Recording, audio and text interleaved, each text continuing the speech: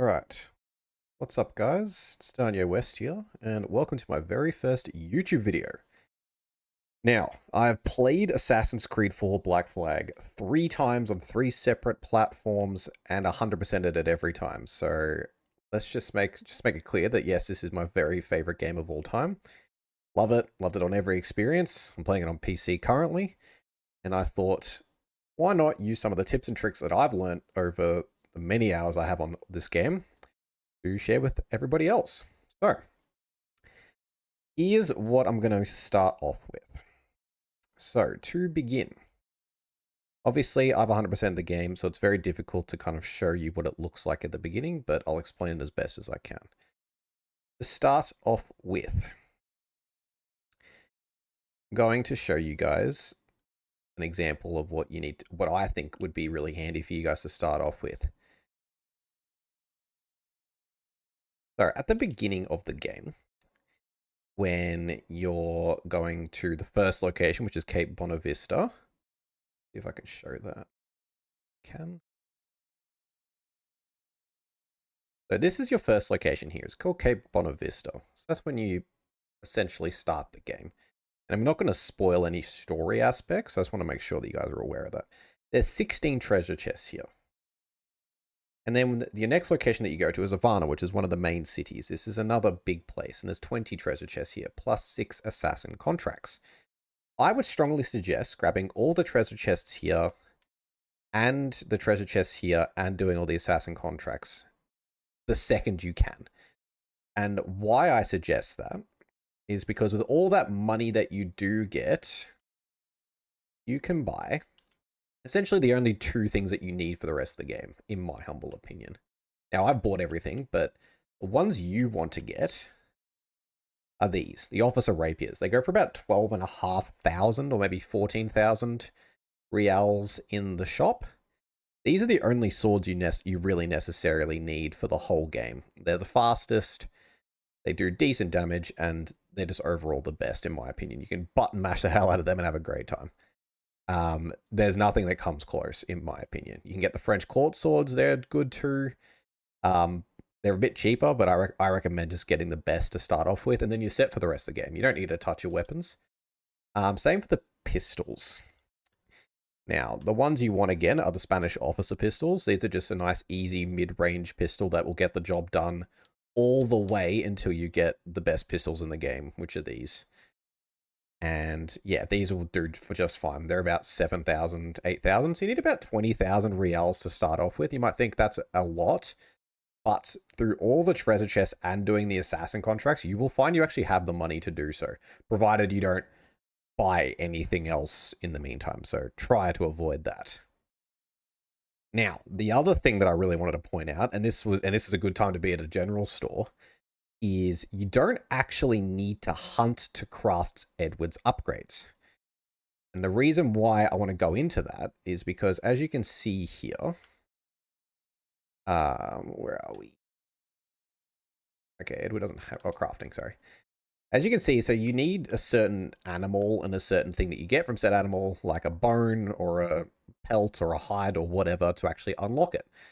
This is how you actually get upgrades for Edward. So your health, your pistol ammo pouch size, your smoke bomb pouch size, etc., etc. And a lot of people think you actually need to hunt these animals to actually get said upgrades. And some of them are hard to find. Like a black jaguar, that's only found at a couple of locations around the whole map. Same with great white sharks. Crocodiles are pretty easy, but yeah, ocelots, jaguars, it's actually very difficult. However, if you go to any general store, you will see that you can buy hunting goods. So you can literally buy the necessary amount of any pelt that you need for any upgrade that you need with reals. Now, don't get me wrong, some of them are going to be quite expensive. 6,000 reals, 5,000 reals, but money is a lot easier to get than some of these pelts. I can tell you that for a fact. So if you're finding yourself like you can't be bothered going hunting anymore, just save up enough money and head to a general store and buy the pelts, and then you can craft them that way. It's a lot easier.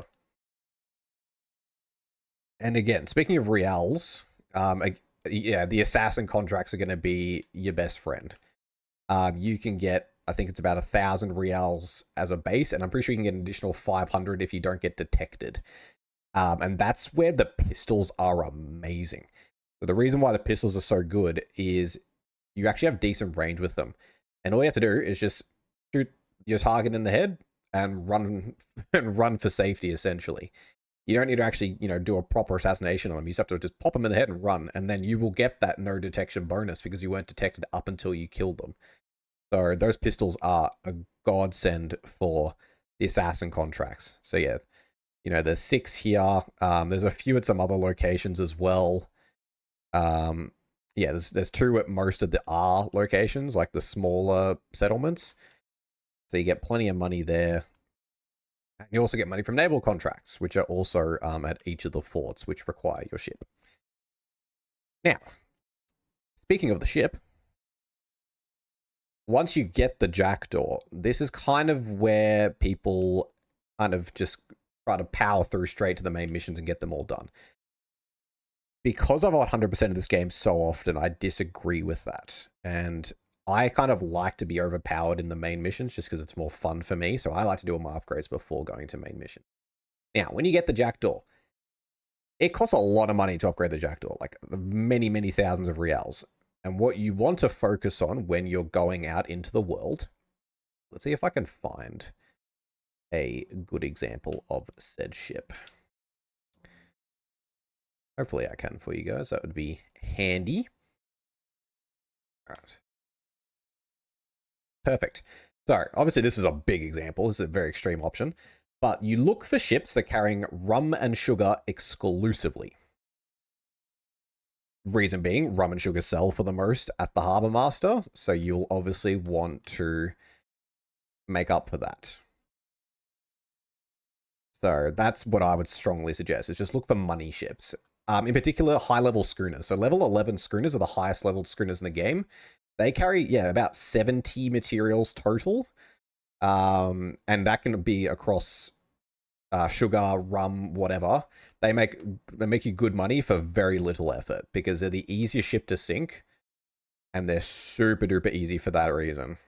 So I would strongly suggest focusing on high level schooners to start off with, depending on the location, to get up as much money as you can. Just kill as many of them as possible, grab as much rum and sugar as possible, and then just go from there.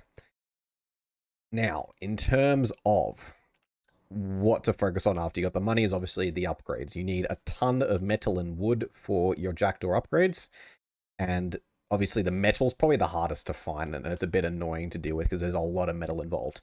What I would suggest is high level brigs. That is a perfect example right there. Level 25 brigs are the highest brig levels in the game. They can carry up to 130 metal for just one brig, and they're relatively easier to take out than a frigate. So yeah, literally just these guys, just these 2 here is 260 metal, and that's a very easy amount of metal to grab, and you're sorted super quickly. And then you're done. Essentially, that's what I would start off with. And as you get stronger and you get more confident, then you start going for the high-level frigates, and you start going for the man-of-wars, which obviously give you even more gear. Now, once you've got medium upgraded ship, like I'd say like in the middle of all these, like a reinforced or an advanced set of anything of all the upgrades here, that is, in my opinion, where you should just unlock the whole map in terms of the forts. So if you don't unlock the forts, all of these areas will be restricted. You'll get attacked by ships the second that you go into their water space. They'll detect you, they'll get mad, and then like everyone's in the area is going to be annoyed at you. The second you unlock the fort, you don't even have to 100% it, but the second you take a fort, this whole area is no longer restricted. It is technically pirate water space now. You don't actually need to stress about enemy ships attacking you unless you attack first. So that just makes traveling around this map and, visiting locations so much less stressful and more relaxing, particularly down the south here.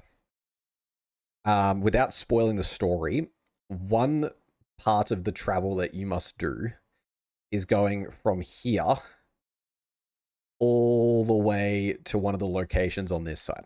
And going through either up or below, it doesn't matter. All these forts will detect you, all these forts will shoot at you, and all the ships in the area will also shoot at you.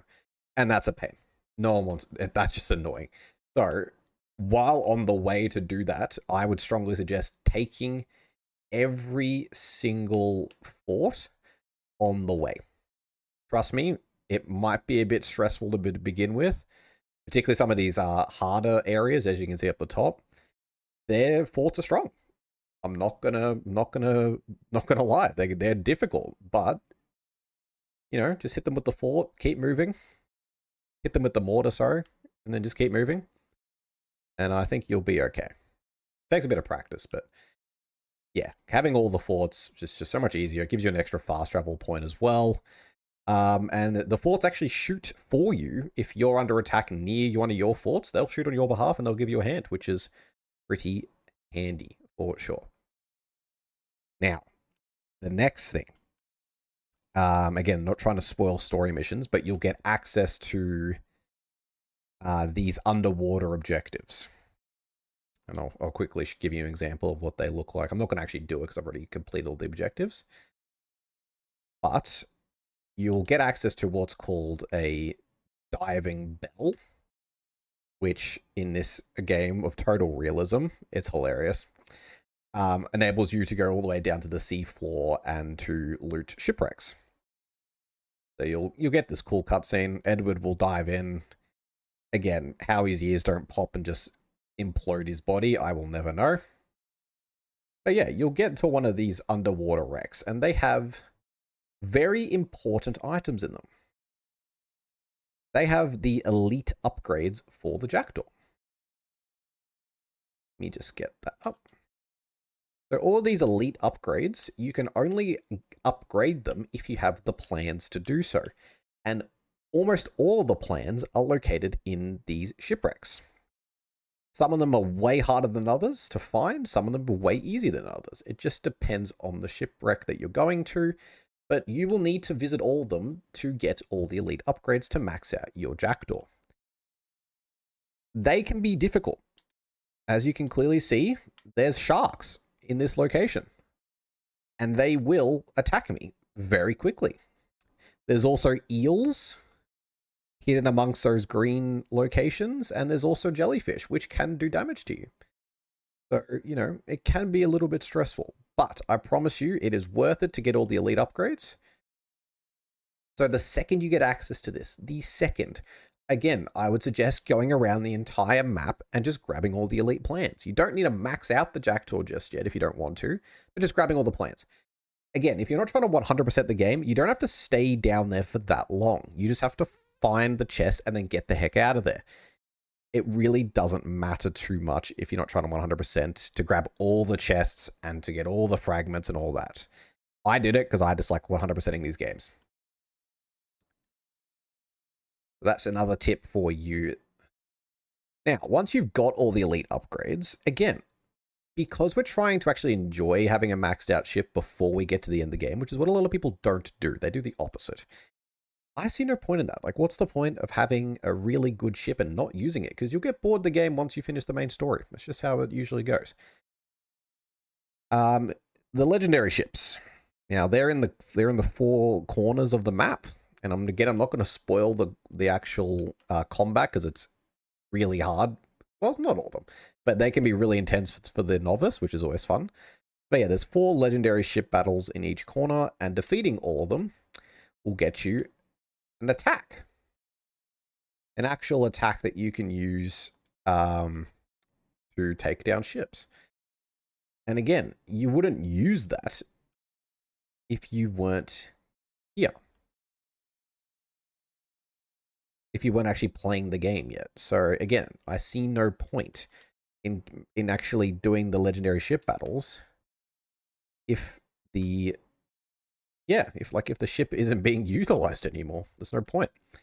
So yeah, I would strongly suggest that. And another point of contention that I would like to point out is there's these side objectives called Templar contracts. If you do all the Templar contracts, you'll get access to an armor set, which is quite good in terms of reducing damage. And again, they're just really good stories again. So again, do those before the end of the game. You can take advantage of having better armor and also enjoying the story. In my humble opinion in these games, the main story should be the end of the game. Like, that's it. You just uninstall the game.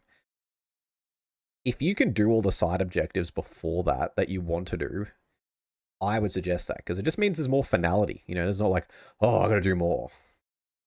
Anyway, just a bit of a ship battle going on around here. But yes, you've got all of this to enjoy. And now, here comes the nerdiest part of this tips and tricks guide that I've got here. Strap in, ladies and gentlemen. This is where it gets very try hard. And again, you don't need to know about this, but I thought, since, you know, I'm channeling my biggest Black Flag nerdiness and knowledge for the video, that I would do this for you. So let me just move over here. Actually, I need to be on the ship. Whoops. Silly me.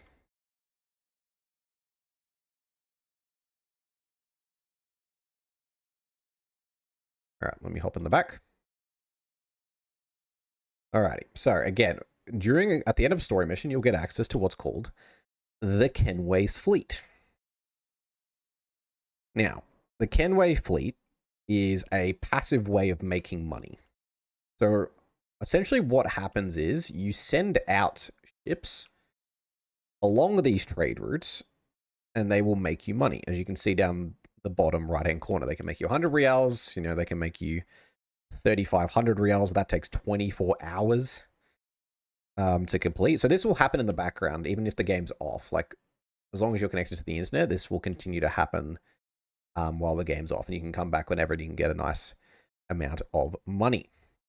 Now, as you do more of these, more of the actual trade routes will open up. So then you'll have this whole network here. And some of them, as you can see, are less dangerous than others. And the better the ships you have, the more success percentage-wise that you have. Now, here's where it gets nerdy. If you want to have the best ships for your fleet, like the ones I have here, these are the best ships that you can pretty much get for their categories. You will need to get a maximum hunted rating. So when you get up to Mischief, and you'll see that red and black skull and crossbones in that top left-hand corner, that is a hunted level. At every level, you'll get different categories of ships coming out to try to sink you. You will actually want to get to the highest level possible, and a level 60 man-o-war, the highest level in the game naturally spawning, will come to try and sink you. Now, because you've already done all your elite upgrades, right? You definitely have. No, I'm kidding. You should be able to sink this and board him and take it for yourself. And you can get yourself all manner of different names. I dislike these names personally, but they all come with different names.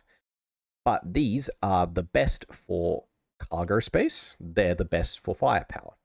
So let's say if we're going all the way down to South Africa,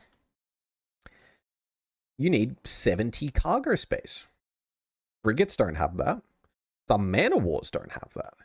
You will actually find that only some man-o-wars will actually do the necessary amounts for you. So that's just something to keep in mind, is that some ships just won't have enough space to take on. Like, look at this, 80 space.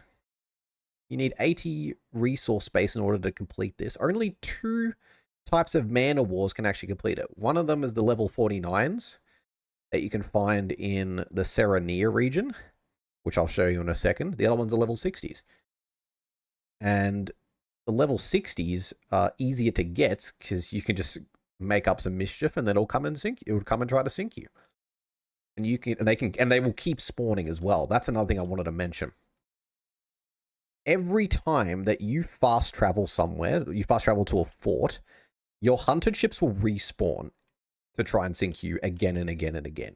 So as long as you don't actually pay off that hunted level, what you can essentially do to get up your fleet to be as strong as possible is fast travel to a fort, sink the level 60 man of war, and then just fast travel to another fort and sink another level 60 man of war, and so on and so forth until you have like 7 of them, I'd probably say. And then, yeah, then you're pretty much sorted. So then you can send these big ones on the really tough spaces, and you can save your frigates, which are faster, but less firepower and cargo space. You can save these guys for the smaller runs, if you even need to send them on smaller runs. And this is, again, where it gets quite interesting. So the thing about the frigates, and again, I hope I can kind of show this a bit, at least try to. Because again, we're getting very in-depth here, so I just want to apologize in advance. And 90% of this, the average player will not care about. You're probably thinking, then why are you doing it? Like, what's the point? Because it's my channel. And I'm embracing my inner nerd for this game, because that's what I am. Alright, perfect. See these frigates here? They're level 29. Now, frigates can go from level 23 to 29, and then all the way up to a level 38 frigate, which are obviously the most difficult to sink. Now, you might think that a level 38 frigate has better stats in the fleet. You would be surprisingly wrong. The level 29 frigates have the same stats in terms of firepower, speed, and space as the level 38s. So you can actually get away with just, taking on these guys here, which are way easier, and get the best frigates for the fleet. You don't need to actually go to find level 38 frigates if you don't want to. I do, purely just because I'm a tryhard, and in my brain, I want the strongest ships, even if they're not actually. Now, let's see if we can find one. Yep, there's one. So the frigates in this area are all level 38, and they're nice and strong. Now, that really doesn't matter. Level 29s will do the same job on the fleet. But yeah, this is just purely for my own happiness that they're there. But here's a perfect example of a money-making ship for a frigate. 117 sugar, 54 rum. That is about a 2,000 and something real sell once you've taken this ship off. Once you've taken the ship out. So that is why... And there's another perfect example. Great, I'm so glad I could show this. This schooner, when you're really early in the game, 70 rum and 20 sugar. That's, again, a very high amount of reals for a very little effort. So these are the kind of ships you want to focus on. Now, these ships are good, for sure, but they're also a bit harder to sink. So just keep that in mind. Now, was there anything else that I could think of in the meantime?